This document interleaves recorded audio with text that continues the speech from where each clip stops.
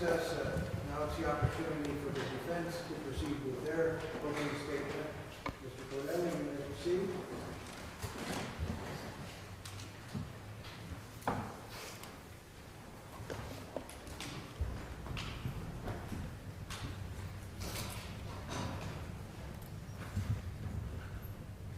Good afternoon. I feel a little bit like the teacher who gets stuck having first class after lunch. I get to talk to you guys after you all have lunch, so I'm going to try and hopefully be interesting. Ladies and gentlemen, I'm going to be straight up with you. The evidence is going to show that on March 12, 2007, Ms. Claudia Hoerig shot her husband, Carl Hoerig, 3 times in their home in Trumbull County. You can hear that she killed him. We believe the evidence, and the evidence will show that she killed him with the first shot to his back, that he tumbled down, and she shot him 2 more times. As we talked about and discussed in voir dire, we believe the real issue in this case is why. Why did she shoot and kill her husband? As I said, the evidence will show on March 12, 2007, Mr. Hoerig returned home sometime between 9 and 10 in the morning. He'd been out of town a few days before, flying for Southwest Airlines. You can hear that when he came home, his wife Claudia met him in the bedroom and advised him that she was pregnant and showed him a pregnancy test.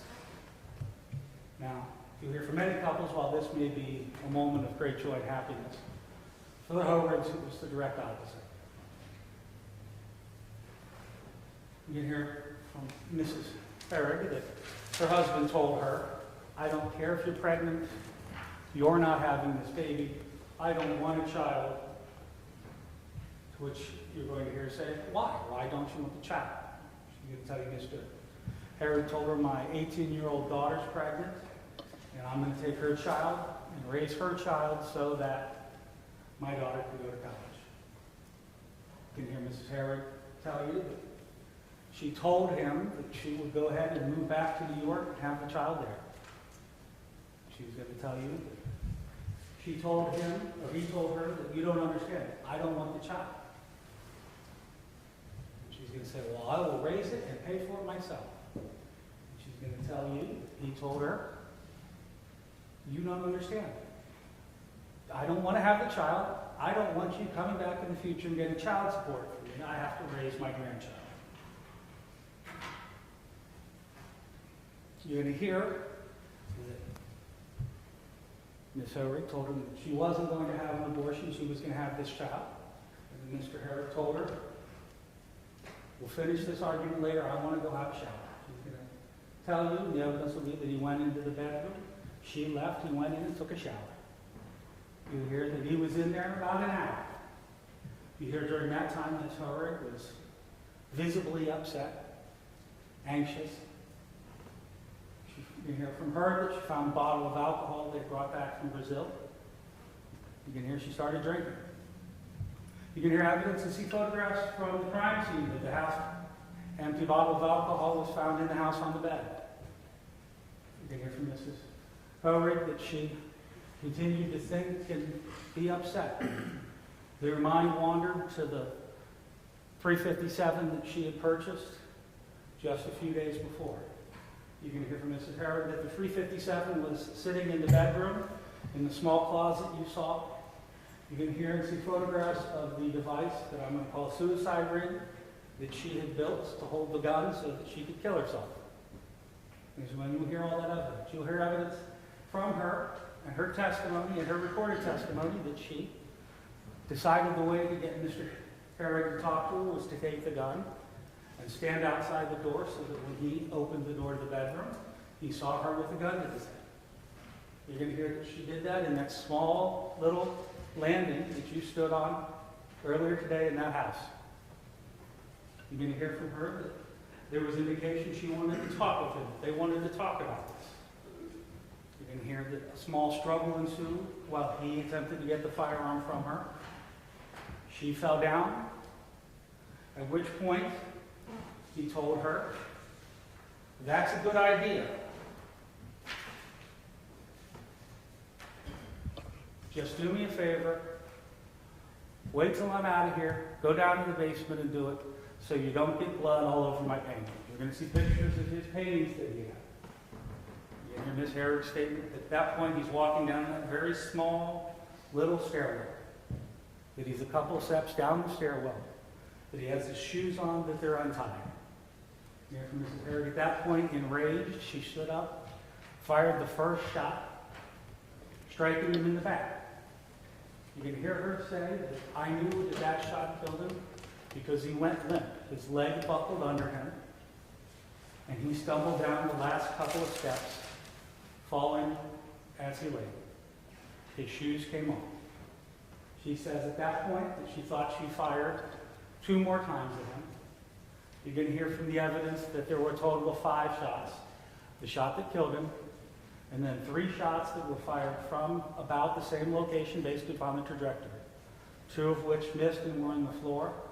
The 3rd shot was into his back as well. You can hear that a final shot was taken and into the side of the head. You can hear that the evidence of the doctor, Dr. Flora, you can hear his evidence, his statement, that as the state said on opening, as they discussed the shot that he, right up here close, that they said is prior calculation, is that you can hear from their doctor, their expert, that Carl Hoerig was already dead. But that shot is post-mortem. He was dead at the time of that shot.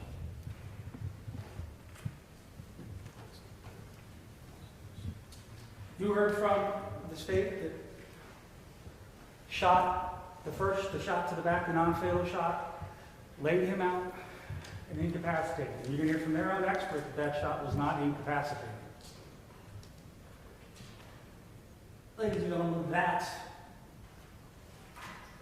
what you're going to hear as the evidence of what happened that caused the death of Mr. Carl Hoerig.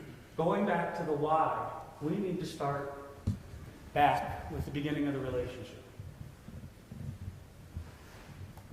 In about May of 2005, Ms. Claudia Hoerig's living in New York City in an apartment that she owns. She has a good job as an accountant. She's independent, she's living, everything's going great. You can hear from her that she goes on Match.com. One of the people that contacts her on Match.com is a dashing Air Force pilot by the name of Carl Hoerig. You can hear that they start talking. You're going to hear from Mrs. Hoerig. One of the first things she wonders is why is this gentleman from Trumbull County, from Newton Falls, talking to me? I live in New York City. We're far away.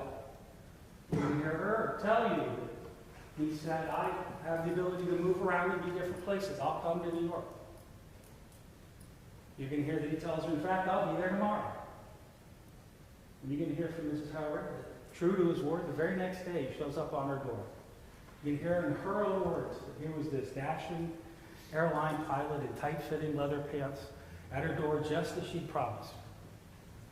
You can hear that over the next couple of weeks, approximately 3 weeks, the two of them talk on the phone. They meet in person. Twice she comes to Ohio, he comes to New York. You're going to hear from her, she paid for both of those trips. You know, after just those 3 short weeks, she comes out to Ohio to visit with Carl and a bunch of other people, and they go up to put in bed. And unbeknownst to her, it's an engagement party that Carl has set out an engagement party for them. She didn't know that that was happening. You can hear from her that at that point she's thinking to herself, I'm 40, I've just met this amazing pilot, he's good looking, he's nice, I may never have another chance. I'm not screwing this up. So she goes with it. And you're going to hear 3 weeks later, they're in Las Vegas on June 30th of 2005 getting married. The evidence will show that soon after that, she leaves her job in New York, packs up her stuff, rents her apartment out to somebody else, and moves out to Newton Falls, Ohio. You're going to hear that soon after she moves out to Newton Falls, Ohio, Carl signs up and takes a 3-month training course in Texas, leaving Claudia alone, by herself, unemployed, in a home, in a city in a state she's never been in. She's also going to tell you at that time, unbeknownst to her, again, his 16-year-old son was going to be living there.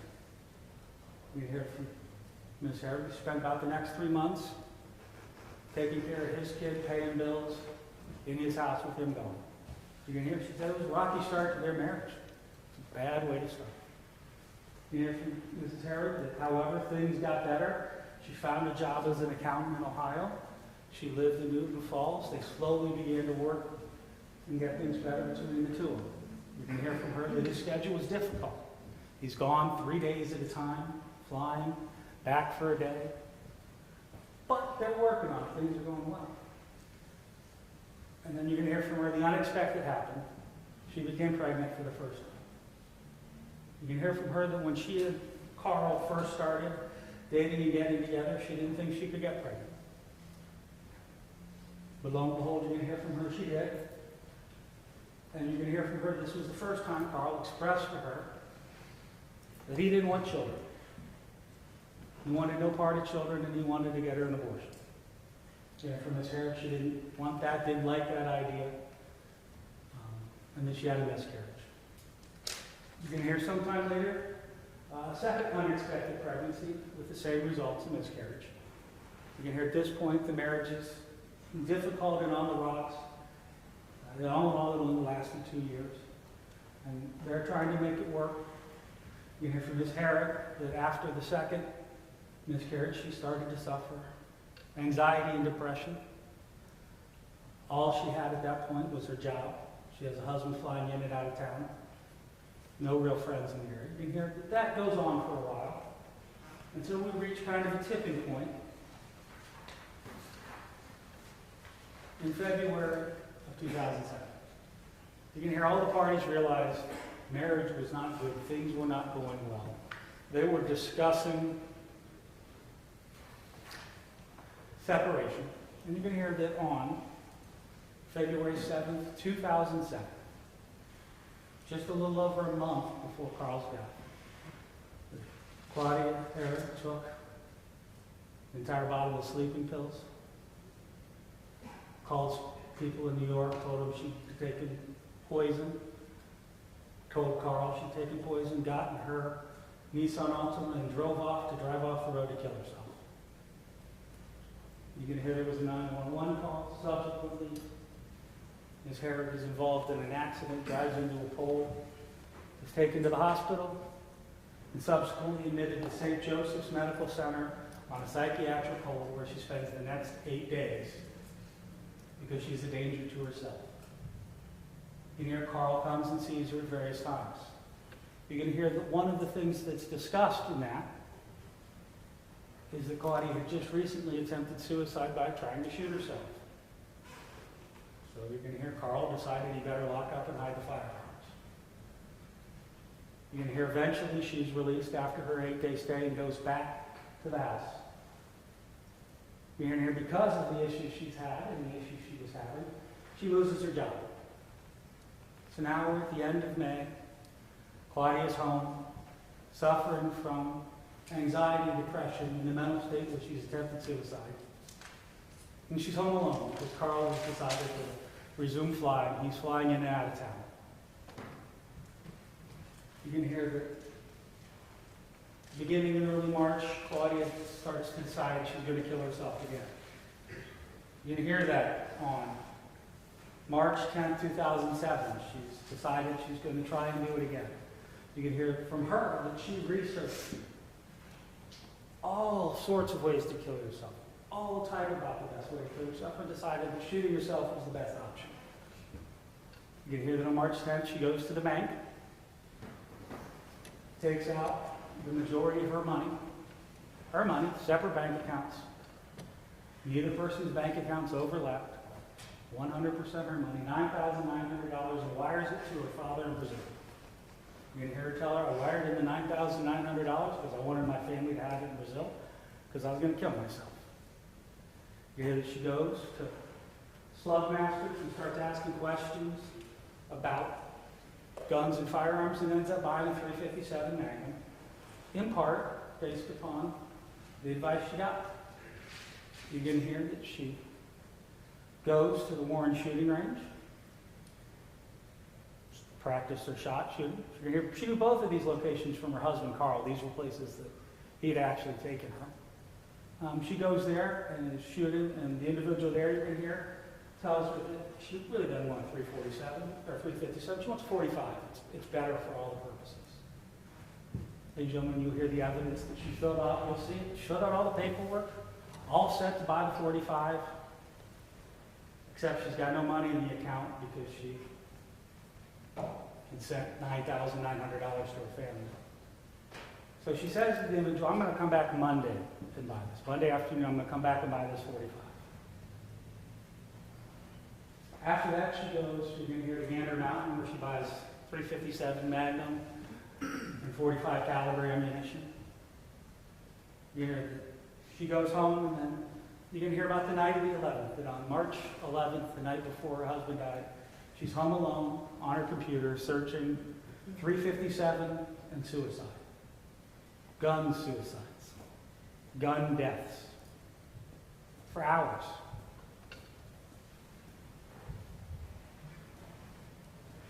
You're going to hear about what I call the suicide rig. It's a block of wood that she had made, drilled a hole in, cut holes, measured, had a chair, and the idea was she would, you'll hear from her, be able to sit in the chair and pull the trigger, and the gun, because it was fixed in the block of wood, wouldn't recoil upward, causing her to miss her target. I told you what happened on the morning of the 12th already. So, we're back to the 12th. Mr. Hoerig is dead. Mrs. Hoerig is shot and killed. You can hear from her at that point. She attempts to kill herself, thinking she's got 2 bullets left in her gun, but she doesn't. You can see from the records and from her testimony that at that point she calls Brazil. Calls Brazil and talks to her family. You can hear from her the family talks her out of killing herself. And the family gives her the advice, she'll tell you, to leave Ohio. She'll tell you they told her Ohio has the death penalty. You need to get out of there. So what the evidence will show is after a series of calls to Brazil, she covers Mr. Hoerig up. She walks out to the car. Actually, no, right now. She covers Mr. Hoerig. She goes back to her computer, and she does a bunch of internet searches on flights from the U.S. to Brazil. First time she's searched those in a long time. Figures out when the flights are, what's going on. Here she goes out, gets in the car, drives to the bank, goes to the safety deposit box, picks up her passport, drives to the airport in Pittsburgh. You can hear that on the way to the airport, she calls a friend of hers in New York and says, hey, I got to catch a flight to Brazil today. Can you give me a ride from JFK to LaGuardia? He says, no, I can't do the time. You're going to hear that she gets to the airport in Pittsburgh, uses her husband's Southwest privileges to get on the plane from Pittsburgh to New York, gets on the plane from Pittsburgh to New York, subsequently uses the remaining money she has to get to the airport and to buy the ticket for Brazil, sits around and flies to Brazil. What you're not going to see, or we're not going to have evidence of, is any planned flight.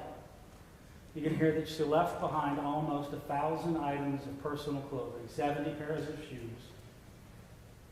dresses, clothing, boxes and boxes of clothing. You're going to hear that she is so polite that she actually took the gun that she had and put it back where it started in the suicide rig and left with the bullets there. Made no effort to hide. That was the gun or anything else. And she fled to Brazil. You can hear that she was arrested and extradited in accordance with the law, put on a plane, flown back to Ohio on the plane voluntarily, told the marshals her story. Came back here, sat down, you're going to watch. She sat down with the detectives. You're going to watch. She spends a half an hour or so. You're going to see in the video telling them she really doesn't want to talk about what happened. She doesn't want to give them all the information because she doesn't want to hurt Carl's family. She doesn't want to impugn the dead man. Before finally she talks for about 3.5 hours. You're going to hear throughout that statement Marshall Bolton repeatedly say, well, yeah, that's exactly what you told us on the plane. And that's the evidence you're going to hear. As Ms. Hoerig told you herself, as she will say herself on the thing, Carl Hoerig is dead because she shot him. And she shot him because at her moment of weakness, 30 days after she's attempted suicide, when she wants to have a conversation with him, he tells her, go ahead, kill yourself. Just do it in the basement so you don't get my stuff messy. Ladies and gentlemen, that's the evidence you hear. That's why the lie is so important in this case. You won't hear any evidence of premeditation, planning,